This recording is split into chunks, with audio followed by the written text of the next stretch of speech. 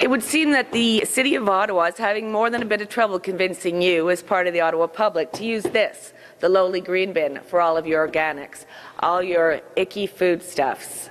And that's a bit of a shame, because the city has signed on to a 20-year, $7.5 million contract. And you're paying for it whether you use it or not.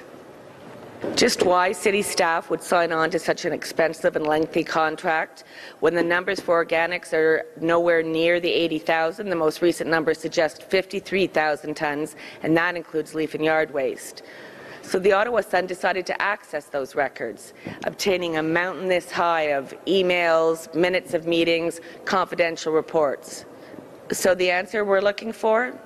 Well, it's really nowhere to be found. There's absolutely no real explanation of why the city went with 80,000. There is one email from a Chris Wood, who appears to have been asked why the city went with 80,000, and he says, well, you take 66% of all the organics out there, you come to 80,000. There's no explanation of where the 66% came from. It certainly didn't come from the city's own pilot project, where less than half of respondents actually participated in the green bin pilot project. And on top of that, there appears to be many concessions made on behalf of the city. They'd wanted a ramp-up period, so they didn't have to guarantee as many tons of organics at the start. They wanted to be able to determine the number of tons received each year. None of that is in there.